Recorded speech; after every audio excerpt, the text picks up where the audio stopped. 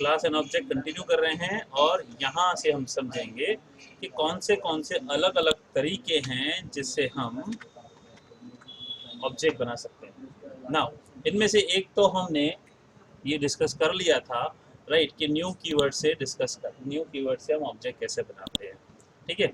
और instance method, clone method, right, deserialisation, factory method. Okay, देखो ये अलग अलग तरीके में से क्या चीज़ है। एनोनिमस ऑब्जेक्ट, यहाँ पे एक एग्जांपल दिया है, देखो anonymous simply means nameless. Okay, an object which has no reference is known as anonymous object. It can be used at the time of object creation only.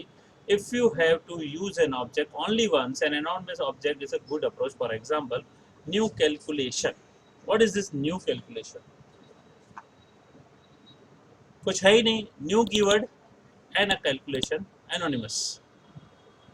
Anonymous का मतलब समझिए ना, unknown, इसका कुछ पता ही नहीं, राइट। जनरली ये यूज बहुत रेयर केस में होता है, जैसे लिखा है ना, right, an object which has no reference, right, कोई रेफरेंस ही नहीं है इसका, राइट। तो ये क्या हुआ, ये रेफरेंस नहीं है तो ये कहाँ होगा, कंपाइल मेमोरी में तो होगा नहीं, राइट, ये हीप मेमोरी में होगा।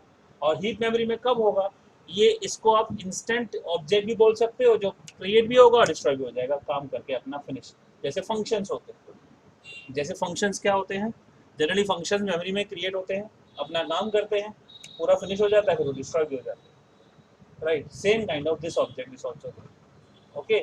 इसका कोई रेफरेंस नहीं है, मतलब ये कंपाइल टाइम में इसका कोई रिलेशनशिप है ही नहीं। कल आपको खाली एक ध्यान देना था, मैं बताया था कि रेफरेंस मतलब जो कंपाइल में उसका रेफरेंस होता है, जो ये बताया था, एक डायग्राम भी दिखाया था, देखो ये रेफरेंस है स्टैक और मेमोरी यहाँ होती है।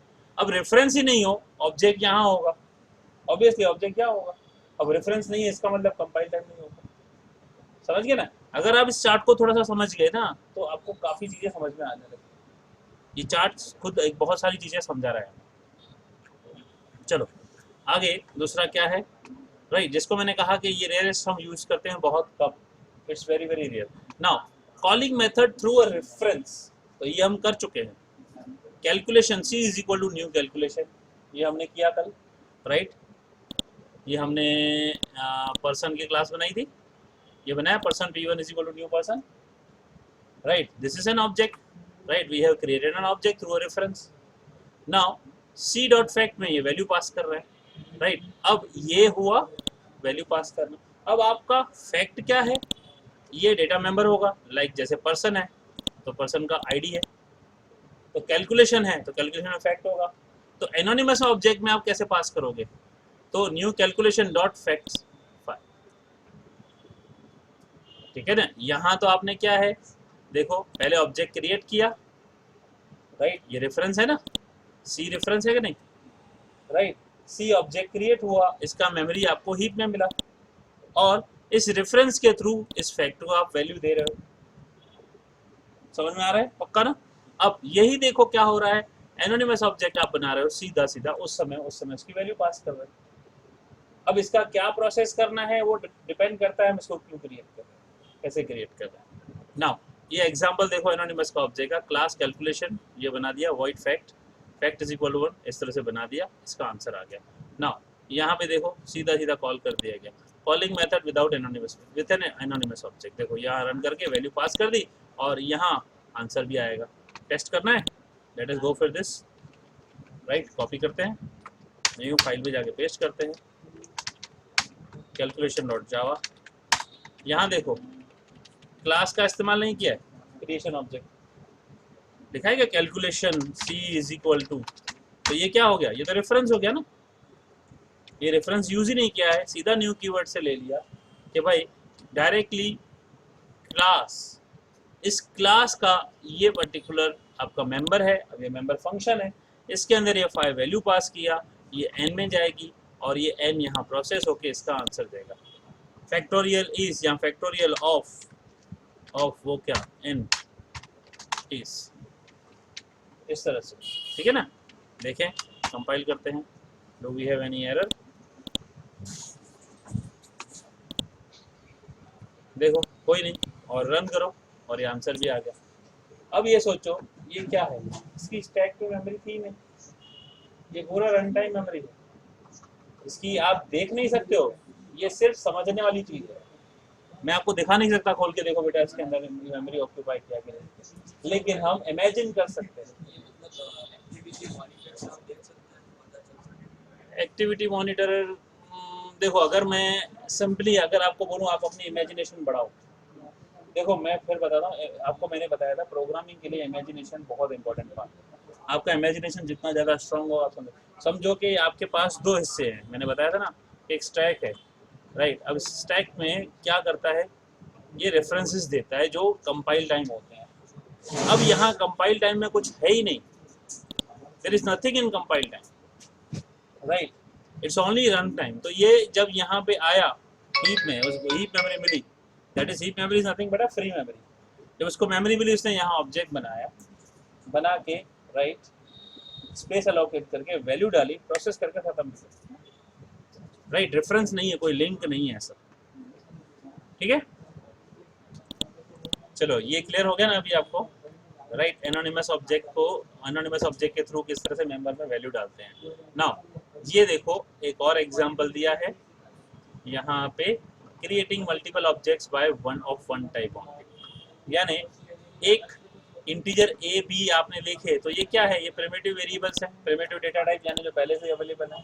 आपने दो वेरिएबल एक साथ डिक्लेयर किए, A is equal to and B is equal. अब इनिशियलाइजेशन ऑफ रेफरेंस वेरिएबल कैसे होगा, देखो ये R1 R2, जैसे अगर हमने यहाँ पे इसका एग्जांपल लिया है, तो अगर इसी में मैं मल्टीपल क्रिएट करूँ तो क्या होगा, राइट। यहाँ पे लिखूंगा कैलकुलेशन, ठीक है, C1 is equal to new calculation, right, copy किया, पेस्ट किया, C2, ये हुए दो, राइट। This is initialization of two objects, right. ये आपने कल भी देखा था कि किस तरह से दो ऑब्जेक्ट हम इनिशियलाइज कर सकते हैं। तो ये दो ऑब्जेक्ट हुए हैं। अब देखो यहाँ पे इन्होंने रेक्टेंगल का एग्जांपल लिया है, रेक्टेंगल का एक क्लास बनाया है, और इसके बाद में ये रेक्टेंगल की एरिया को कैलकुलेट कर रहे हैं, राइट, यानी फंक्शन है इस पर्टिकुलर क्लास के अंदर। चलो इसको कर लेते हैं कॉपी, ठीक है, एक नया क्लास बनाते हैं, इसमें डाल देते हैं। देखो ये क्लास है, इसके दो ऑब्जेक्ट्स मेंबर्स हैं और एक मेंबर फंक्शन है। देखो ये टेक्निकली ब्लॉक है पूरा का पूरा। तो एक और टर्मिनोलॉजी बता दूं मैं आपको, कल मैंने बताया था ना ब्लॉक का मतलब क्या, ये पूरा ब्लॉक है क्लास, ठीक है ना। ये क्लास है रेक्टेंगल, इसके अंदर मेंबर्स क्या होंगे, ये सारे के सारे इसके मेंबर्स हैं। अब मेंबर के टाइप है, ये क्या है, ये है डेटा मेंबर और ये है मेंबर फंक्शंस, जिसको हम मेथड्स बोलते हैं। कल बताया था ना, मेथड बोलो फंक्शन बोलो, बात तो एक ही है।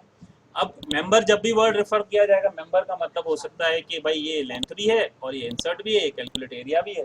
तो हम जब बोले डेटा मेंबर तो we are talking about instance variable, ठीक है ना। जब मैं बोले member function then we are talking about methods of class. अब ये आपने क्लास बना लिया, अब इसके ऑब्जेक्ट देख लेते हैं। ऑब्जेक्ट देखो मल्टीपल ऑब्जेक्ट यहाँ पे बनाया हुआ है, इसको कॉपी कर लेते हैं। ये देखो मल्टीपल ऑब्जेक्ट, अभी टेक्स्ट आप देखो इसी के अंदर बना लिया हमने। तो यहाँ पे आप देखेंगे तो ये आपके दो ऑब्जेक्ट बन गए। मेन चीज ध्यान से देखना कि R1 R2 कॉमा करके भी कर सकते हैं और ऐसे भी कर सकते हैं, स्पेलिंग मिस्टेक हो गई, ओके। दो ऑब्जेक्ट क्रिएट हुए, राइट, क्लियर हुआ। ये इंसर्ट कर रहे हैं और ये कैलकुलेट कर रहे हैं। अब डिस्प्ले तो किया नहीं है, डिस्प्ले का लिखा है क्या हमने, बस देखो ये इंसर्ट। इसको सेव कैसे करेंगे, इस नाम से करेंगे, कॉपी पेस्ट, ठीक है। अब इसके बाद में इसको आप कंपाइल करके देखो, right, you see there is no error and if you run it there is only two values. ये वैल्यूज कहाँ से आ रही है, कैलकुलेट में हमने किया है, right, system dot out L into length into weight. अब ये वैल्यूज डाली है 11 5, तो 11 5 का 55, 3 15 का 45, ठीक है ना। ये क्या है, एरिया। जनरली क्या हुआ, क्या हमने जहाँ पे जो डाले ऑब्जेक्ट और ये डाले जो मेथड, उनका यूज किया। समझ में आ रहा है, डायरेक्ट एक्सेस नहीं हो रहा है। तो हम क्यों कर रहे हैं अभी तक, इसका उप कंसेप्ट आपको इसके बाद बताऊंगा कि हम क्लासेस कर क्यों रहे हैं, राइट। अभी देखो ये रियल वर्ल्ड, अभी एक और अकाउंट, इसको मैं एग्जांपल नहीं ले रहा हूँ, ये आप खुद देख लेना, आगे देखते हैं, राइट। ये थे आपके इनिशियलाइज करने के तरीके। चलो इसके बाद क्या है, देखते हैं नेक्स्ट टॉपिक क्या लिया हुआ है, कंस्ट्रक्टर। कंस्ट्रक्टर शुरू करने से पहले मुझे बताओ, इतना क्लियर हुआ, दो तरीके क्लियर हुए। कंस्ट्रक्टर इसके बाद में हम समझते हैं अभी।